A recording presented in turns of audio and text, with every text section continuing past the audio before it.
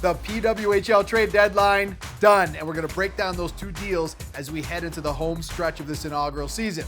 On the ice, Minnesota outscored their opponents 9-1 over a two-game winning stretch this week. You had Boston beating Ottawa on a Hillary night shootout game winner, and Toronto's winning streak up to 10 games as they beat Montreal in Pittsburgh.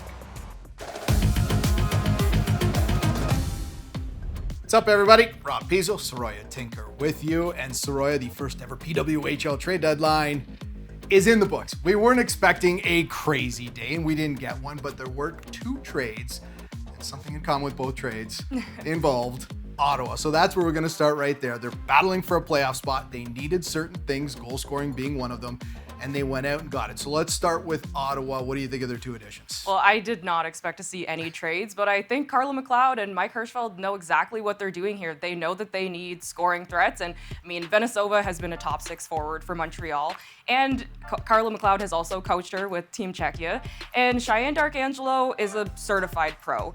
She captained the Toronto Six, and she has been a third-line player for Boston, but I think that they can get some goal scoring out of her. And again, these two played for the Toronto Six together last season, so I think that they can prove to fill in Ottawa's lineup and give them some goal scoring up front.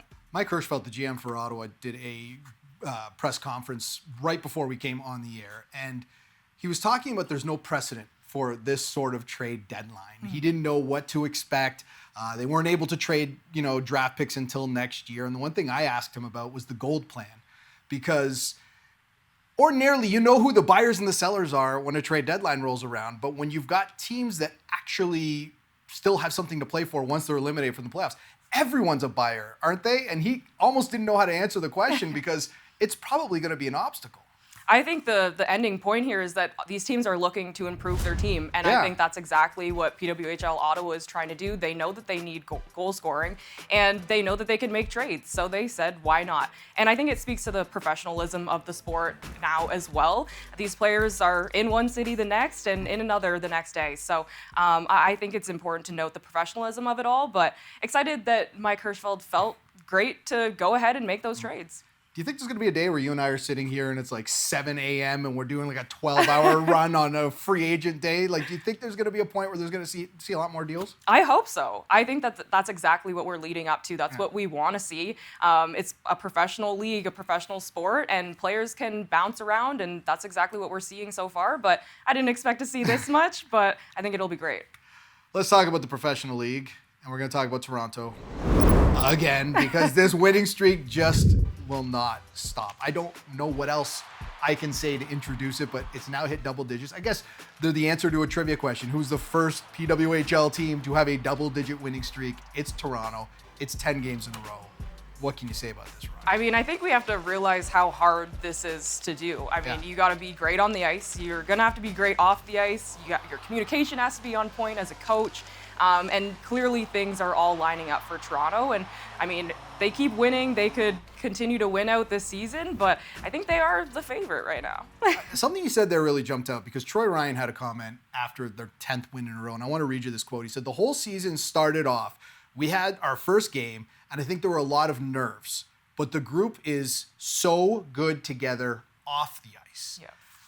How important is that? You've been in this situation. If you've got a team, you could put the best players in the world on one team. If they're not getting along and there's no chemistry off the ice, you're not going to win games. Yeah, I honestly think that team chemistry off the ice can be more important at times.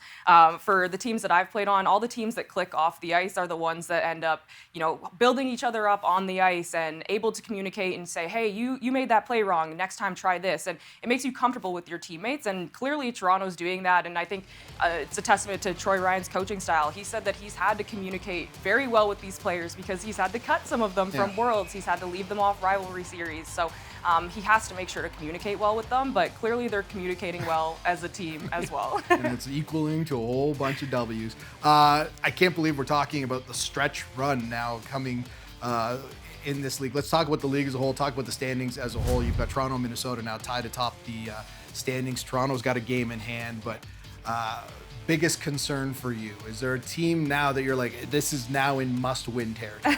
Yes, I think New York, it's must-win territory. I mean, going back as a former athlete, I think every game is important. Especially when it's a 24-game season, right? Exactly. Yeah. Super short season, so I think every game is important, but I think those teams fighting for the playoff spots right now in that 4th place, New York obviously needs to get back up and, catch everyone, but at the same time, I think they are must-win games moving forward, and it's time to focus up.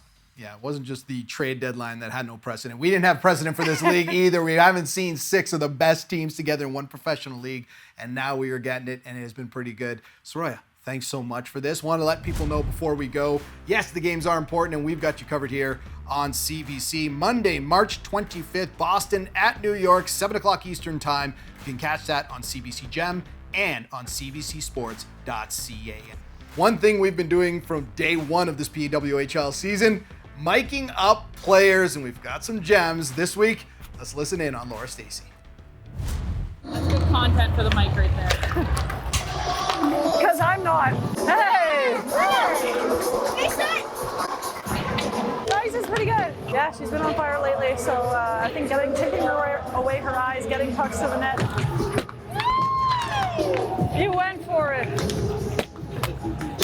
Do you see, I think her name's Debbie? Yeah, where is she? She's right there. She's got a Montreal suit on. Her outfits have been awesome. I know. I like that she added Montreal to her suit. He likes us. All right, Julie, it's all clear. Shut up and drive. We gotta go, guys. How's it going? Thanks for coming. Who are you guys going to for tonight? Who are you guys going to? Montreal. Nice.